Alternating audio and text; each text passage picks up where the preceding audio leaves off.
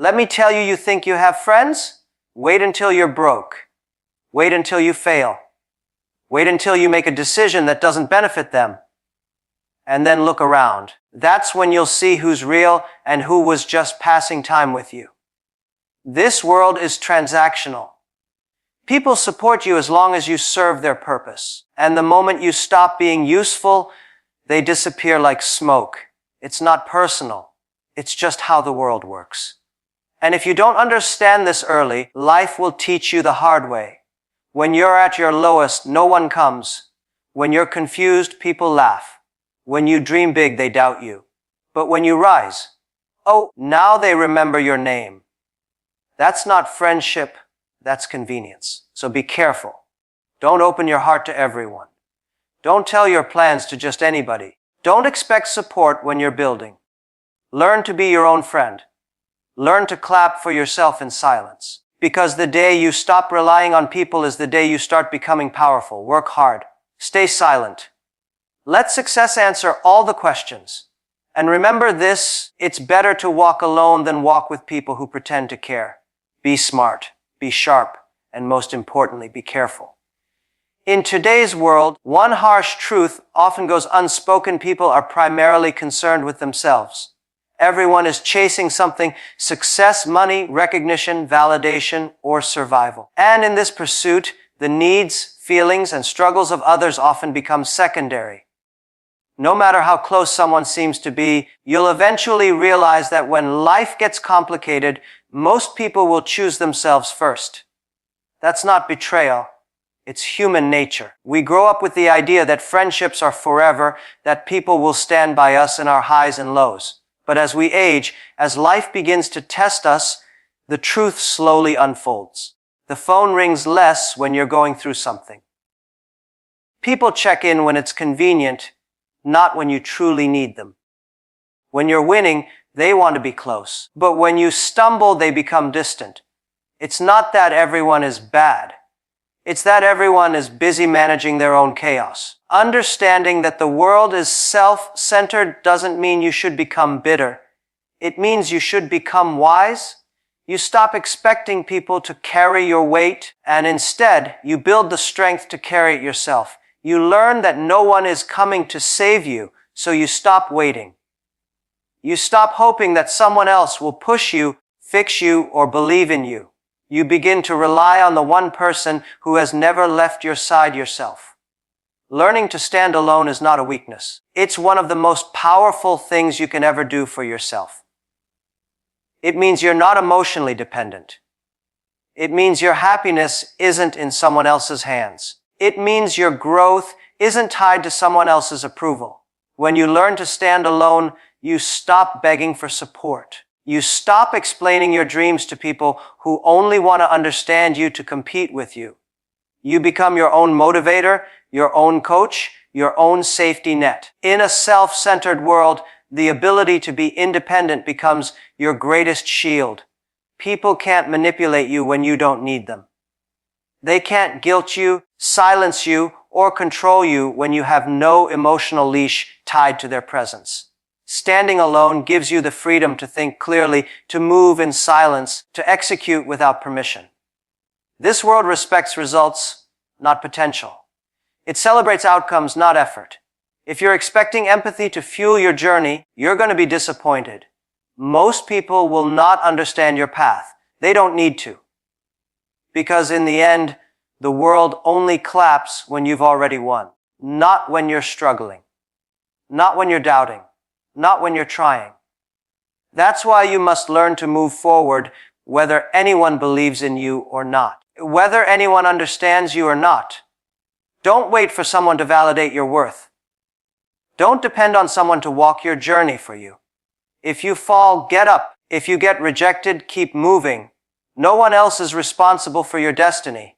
That burden belongs to you and you alone. You have to be willing to walk paths that make sense only to you. You have to be okay with being misunderstood. You have to be at peace with silence, isolation, and solitude. Because that's where strength is forged. The sooner you stop expecting others to fulfill your emotional needs, the more power you take back. The moment you accept that most people are temporary, you begin to live without fear of loss. The minute you stop depending on others for direction, you start developing your own vision. That is how leaders are born. That is how success is built, not with company, but with character. Not with applause, but with endurance. One of the most surprising lessons life teaches is that the more successful you become, the fewer real friends you'll have around you. It seems backward at first. Shouldn't success attract more love, more celebration, more support? But reality often works in the opposite direction. The very moment you begin to rise, the dynamics of your relationships begin to change. Not always with words, but with silence, with distance, with looks that don't match the smiles.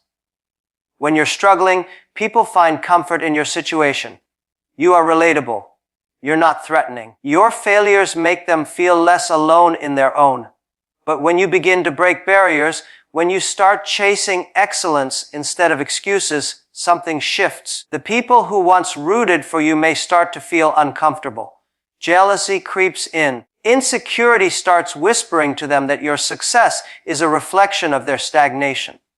You'll start to notice strange behaviors. Invitations start disappearing. Messages slow down. Conversations that were once warm become distant. The tone changes. It's not always loud or direct. Sometimes it's just an absence of excitement for you, an absence of genuine pride in your achievements. People who once said, "You got this," now say, "Don't forget where you came from." It's subtle but sharp. Some friendships are built on common struggle, not deep connection. As long as you're in the same place, you're bonded. But once you move forward, the thread begins to unravel.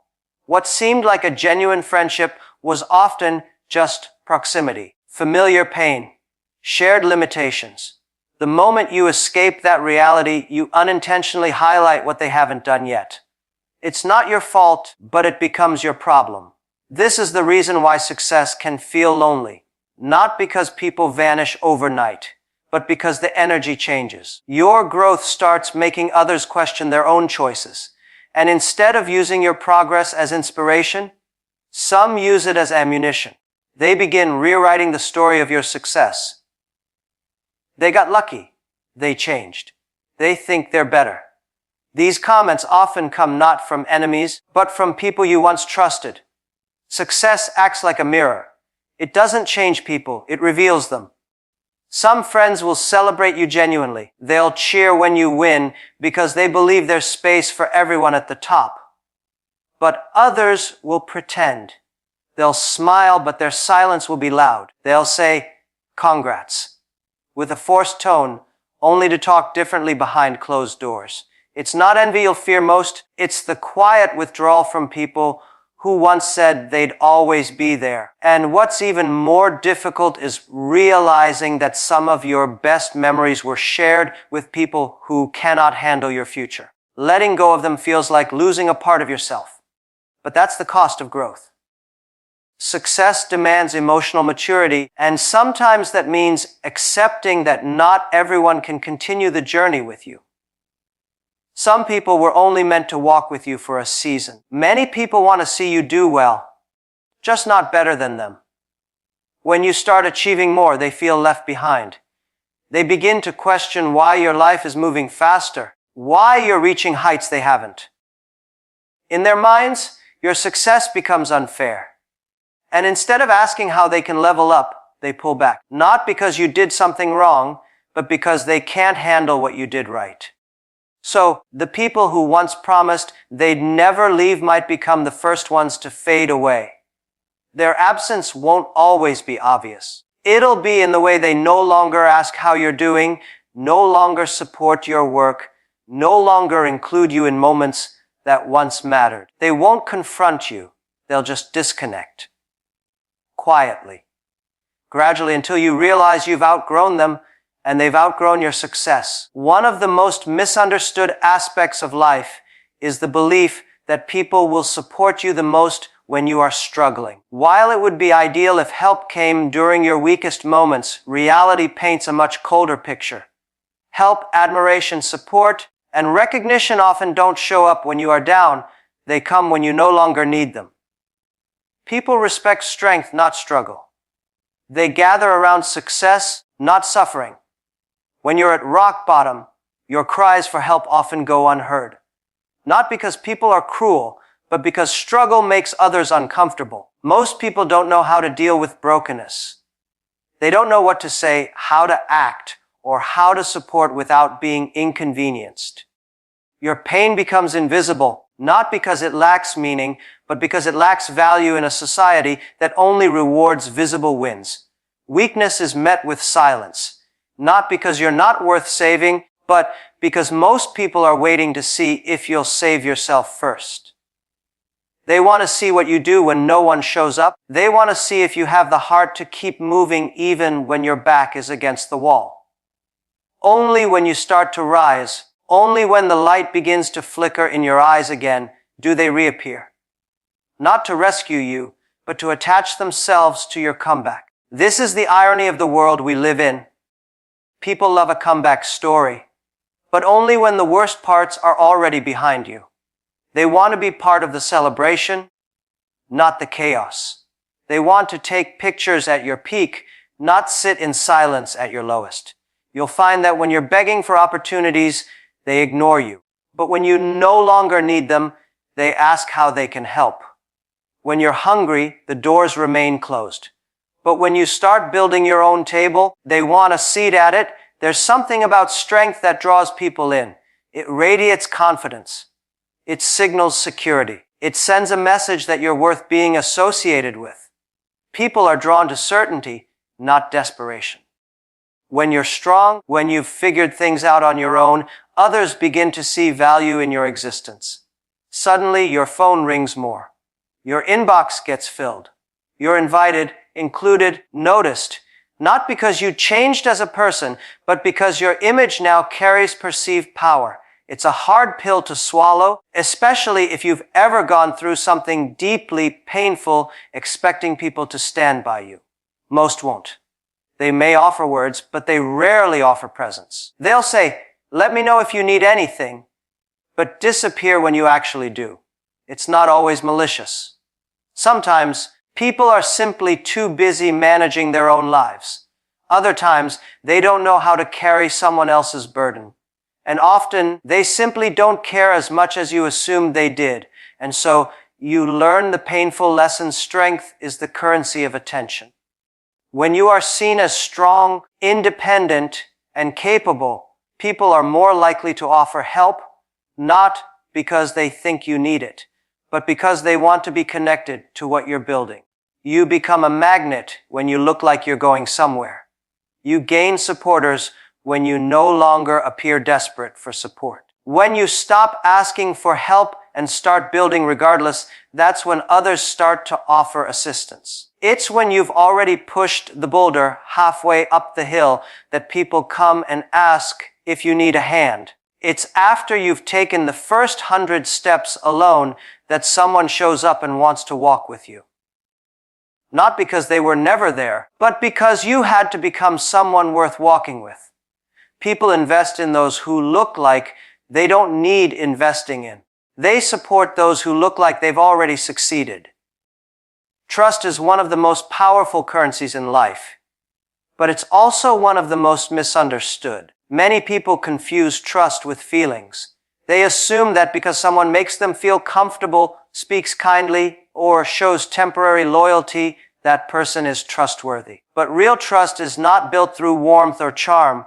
It is earned slowly through repeated experience, not instant emotion. Emotions are unreliable. They fluctuate with moods, circumstances, and perceptions. You can feel close to someone in a single conversation and feel distant from them the next day. You might feel like you can trust someone because they say what you want to hear, but words are cheap. Actions, consistency, and tested loyalty are what define true trust. It's not about how someone makes you feel in one moment. It's about how they show up over time, especially when it's inconvenient for them. Genuine trust forms through patterns. You notice how someone behaves when things go wrong. You pay attention to how they respond when you fail, when you're vulnerable, when you're no longer useful to them. Do they still respect you? Do they stand beside you without needing the spotlight? Do they protect what you shared in confidence, even when you're not around? These are the moments that quietly build or destroy trust. Anyone can be nice when they have something to gain. Anyone can pretend to care when the room is full of opportunity. But what happens when the benefits disappear? What happens when it's no longer easy or profitable to be in your corner? That's when you see the truth. Trust is tested in silence. It's revealed in discomfort. It grows only through experience that proves a person's intentions over and over again. People often make the mistake of trusting too quickly. They get emotionally attached, open up their world, and expose their thoughts and struggles to people they barely know. They trust someone's words without waiting to see their actions. And then, when betrayal happens, they call it heartbreak. But the reality is, trust wasn't broken. It was never built properly in the first place. You don't owe anyone instant access to your mind, your emotions, your business, or your dreams. Guard them until time proves that someone can handle the weight of them. Trust is like glass. Once shattered, even if it's repaired, the cracks remain. That's why it must be constructed carefully, deliberately, and through lived experience, not felt emotion. True trust is not about perfection. It's not about expecting someone to never make mistakes. It's about how they respond after the mistake is made. Do they take responsibility? Do they communicate honestly? Do they show growth? You don't need people to always get it right. You need people who won't run when it gets hard. That's the kind of character that builds lasting trust.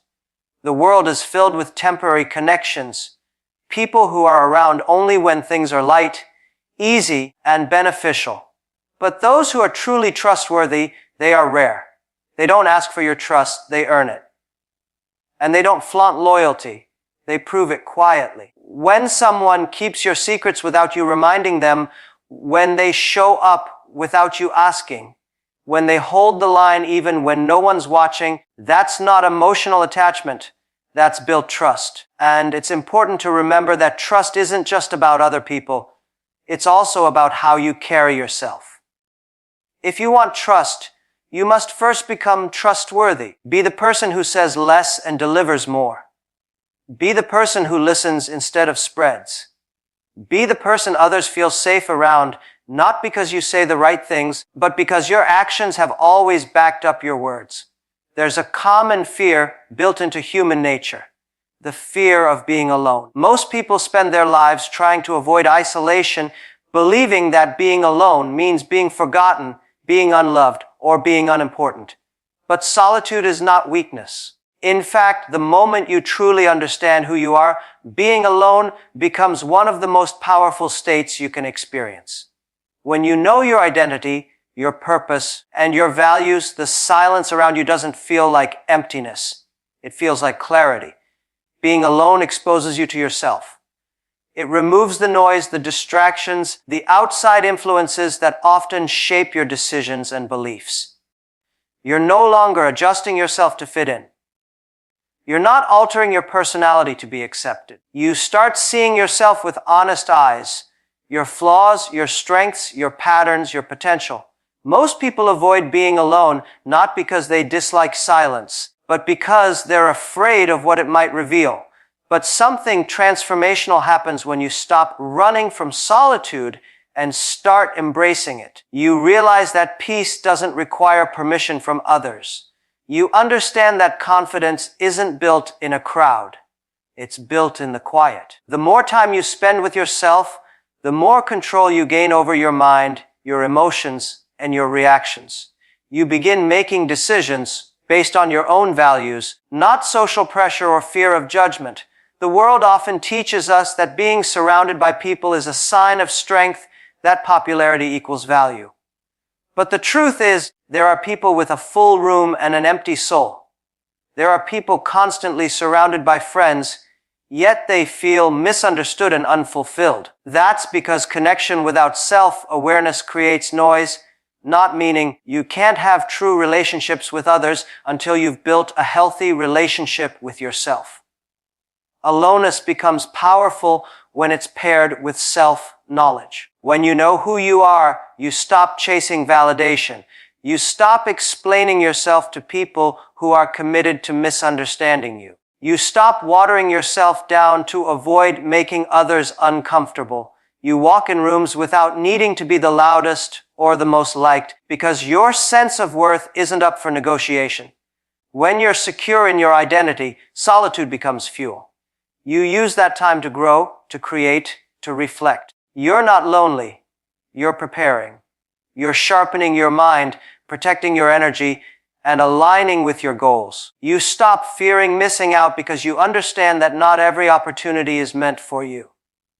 Not every party, every relationship, or every trend is aligned with your path. Alone, you learn discernment. In solitude, you also develop resilience. You face your thoughts without running. You confront your weaknesses without excuses. You learn how to comfort yourself, how to motivate yourself, how to discipline yourself. That kind of strength can't be faked. It doesn't come from group support. It comes from inner work. And once you've built that foundation, you're no longer shaken by people leaving, circumstances changing, or criticism showing up. You begin to attract different things when you're no longer afraid to be alone. People sense your independence. They feel your self-respect. You're not desperate for attention, so the attention you get is genuine. You don't cling to toxic relationships out of fear. You walk away because your peace matters more. You don't follow the crowd. You follow your calling. And perhaps one of the most overlooked powers of being alone is clarity. Without distractions, your vision sharpens. You're not pulled in 10 directions trying to please everyone. You move with purpose. You think deeply. You create better. You plan smarter. Aloneness gives you the space to align with who you're becoming instead of who others expect you to be. In a world driven by self-interest, expecting unwavering loyalty or friendship from others can lead to deep disappointment. The harsh reality is that most people are with you for as long as it's convenient, beneficial, or emotionally rewarding for them. When life is hard, your circle shrinks. When you rise, jealousy replaces support. That's why it's critical to learn how to walk alone, think independently, and protect your inner world. True strength comes from understanding that not everyone who claps for you wants to see you win. Some are simply waiting for a reason to walk away or benefit from your fall. Trust is not built through smiles or shared laughter. It's built through time, experience, and consistency. And help rarely comes when you are broken. It comes when you've already proven your strength. This doesn't mean becoming cold or cynical. It means becoming smart. Be cautious with your energy. Protect your vision. Don't overshare your plans or trust too quickly. Build yourself so strong that you no longer need to depend on anyone's loyalty but your own. Because in the end, the only person who will always walk with you is the one staring back in the mirror. Be careful, be aware, be wise.